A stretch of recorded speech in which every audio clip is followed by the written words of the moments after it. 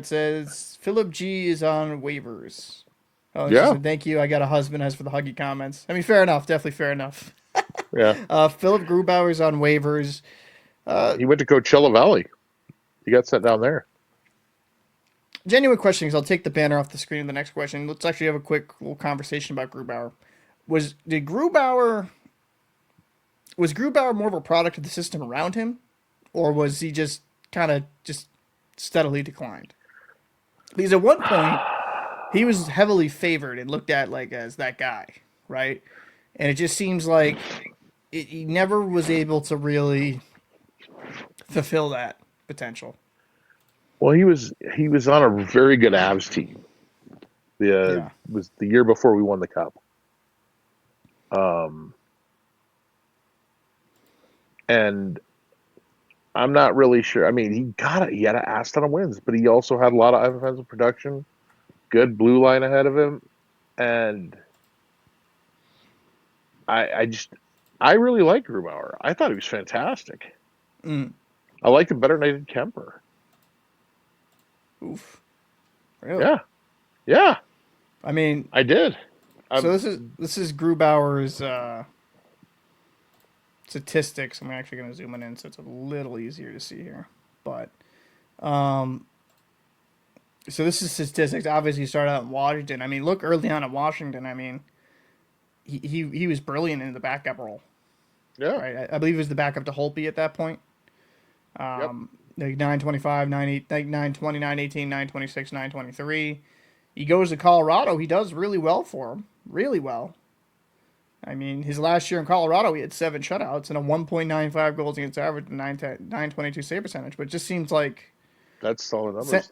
since he left Colorado, since he turned 30, all seasons have been a sub 900. And goaltending can be a weird position in the fact that guys can kind of fall off really quick. But it is kind of crazy how quickly he did fall off. Like right as he turned 30, he Yeah, just hasn't been able to find that same level of success. I know Seattle's expansion team. I'm not saying they were a perfect team in front of him, but watching Grubauer, there was some. You could see there's a little bit of a decline in play. Like, well, why do you think as soon as he left Colorado, do you think he was just Colorado was such a good team in front of him that it made him appear better than he was? I think it's a little from column A, a little from column B. A, Mm-hmm. yes, he had that fantastic team from him, and he went to an expansion team that the talent wasn't the same. Right. And the second thing is, I mean, and this might be a stretch, and a lot of might have, going to that expansion team might have messed with his head. You know, just thinking, I was in this great team, and now I'm, the a trivia question for whoever was the first, starting goalie for the Seattle Kraken. Yeah.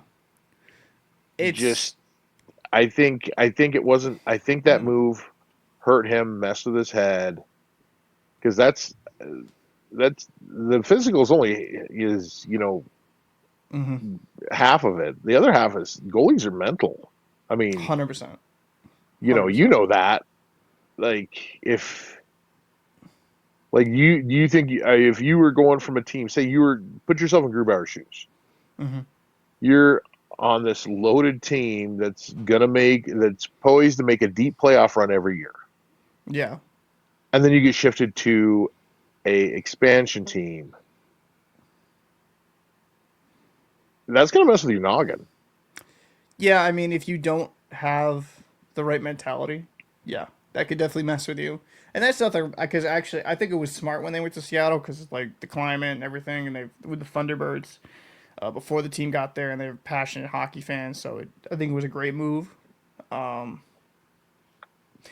I there's definitely a mental aspect there, but I think there's something physical got to be happening there a little bit. I'm not saying it's like a tear or anything, but maybe his hips are just starting to get worn down.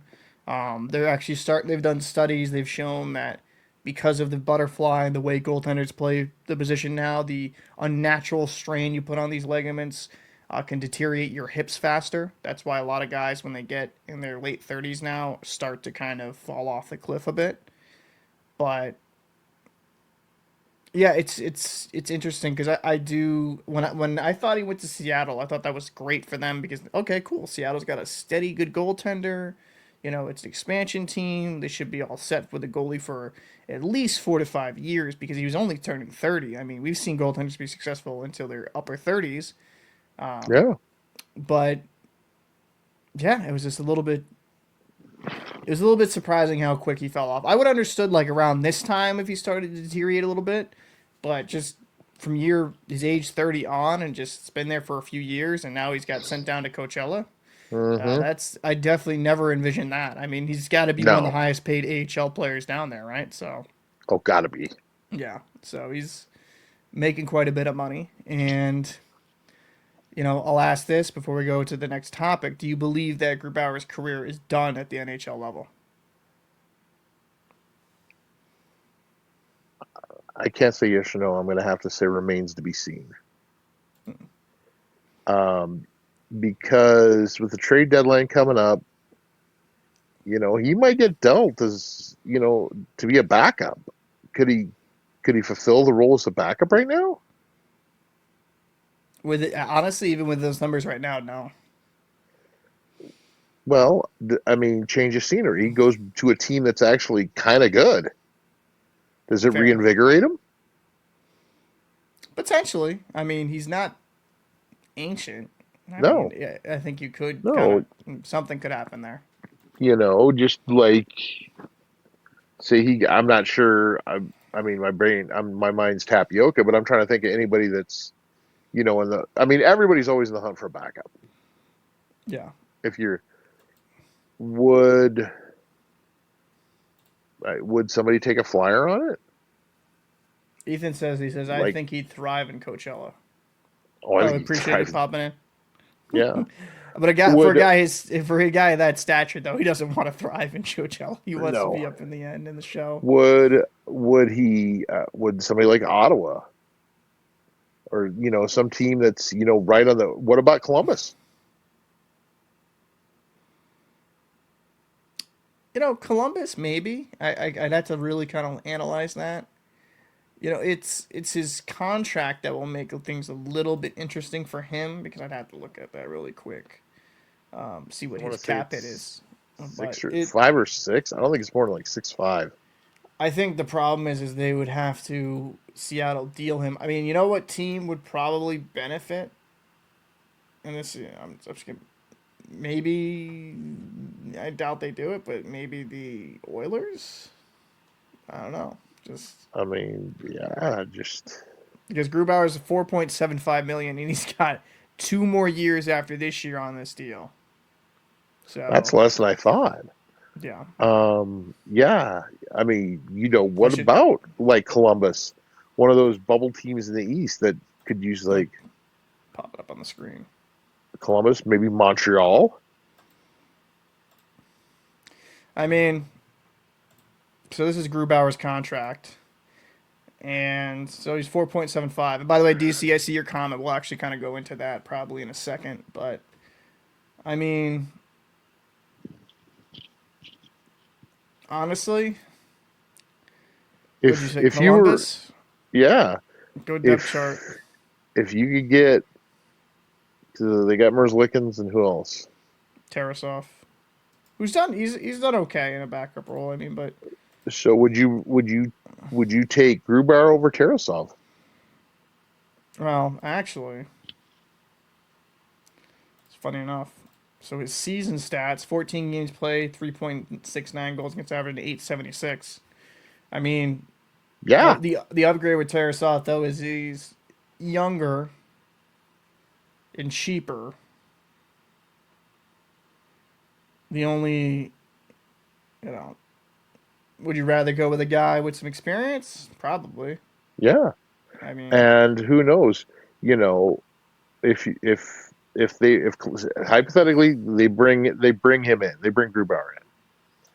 Maybe that lights a fire under Elvis's ass to saying, "Hey, there's this guy back here who did pretty well with a pretty good team." Yeah, I mean, and the Jackets have the cap space to absorb that hit. Yeah, 18 projected, current cap space 48 million. Holy shnikes.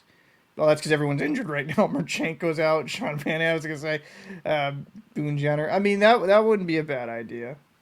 Um, just what's the worst thing you're gonna do? You're gonna have to eat like you have the cap space, and if you actually really want to be a buyer, there's your backup goalie. yeah, and I mean, you would be And doing this. You'd be doing the Kraken a favor because you'd be getting rid of. yeah, They'd be getting rid of a bad contract, quote unquote. well, and And if you could get them to retain half that salary, that's even better for Columbus. yeah, if they had to take on the whole cap, Columbus would I mean, Seattle would probably have to send a draft pick in exchange for Yeah. that. But I mean, that's an option. And then what other team did you say? Montreal. Montreal. Well, they got the problem. So I don't think Montreal works for multiple reasons. Um, it wouldn't work in Montreal because they have Dobes, and then they also have Flower from who's currently with the BC Eagles tearing it up. Okay. Um, I don't think Montreal works just because it's a contract with term, and then, I think Montembeau is up.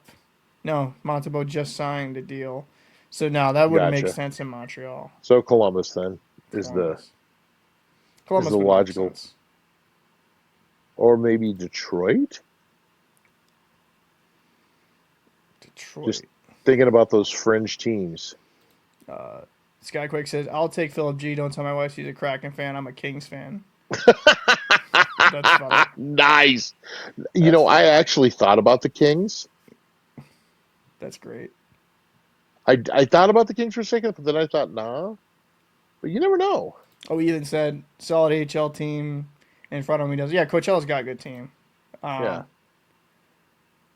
Contenders/contenders super video idea. The Wings come to mind. Um, to the Pens, Ethan says. Pittsburgh, Ooh. Pittsburgh though, are they kind of done? Because They're they're not. close. They're like on that fringe. I mean, honestly, the NHL wildcard race is kind of crazy. Yeah, Um, it's. I mean, shoot, they're only 7 points back at Columbus. yeah, One ridiculous month, and they're yeah, knocking on the door. I mean, that's But true. that's But an old team. That's it's an a old team. that's a little long in the tooth team. Um, Yeah. Oilers. Let's see. Kind of going to the Oilers roster. Actually, well, let's go to the Pittsburgh one actually really quick. Kind of look at the Pittsburgh roster. See if it would make sense. How much they have in cap? It's currently 6.23 projected too, because there's some guys. If I Genny's think out for a bit, to 6 million, and then the I think for Delkovich him to and move anywhere, they gotta eat half that. yeah, pretty much Delkovich. Yeah, I mean, not trying to be a hater, but didn't they But send down Jari? yeah, So I mean that actually could be an option, I guess, if you're trying to get yeah, a goalie on the cheap. yeah. Oof, that's bad though. He sent him down. They buried his ass. It's like, go Hmm. back off to the shadow realm with you. Off to the Shadow Realm I with goalie Siberia. mean, that's crazy. But I mean, yeah, I mean, Pitt can make some sense if they're trying to make a run. As for the Oilers, let's take a gander. They're pretty tight up. Well, they currently have five. Who's on? Yeah, Vander Kane, always on IR. Um, I don't know if they'd have enough space to move around unless they move another one of these other contracts. Yeah, I mean, it would kind of make sense for the Oilers to at least explore it. Yeah. I mean, Pickard's done solid, 901 save percentage. C picks. I remember Skinner's numbers aren't great this year, right? Oh, they're not. It's okay. 902, 2.71. I just have, Skinner's just very average. I mean, if they feel like that possibly be an upgrade, I could see it there.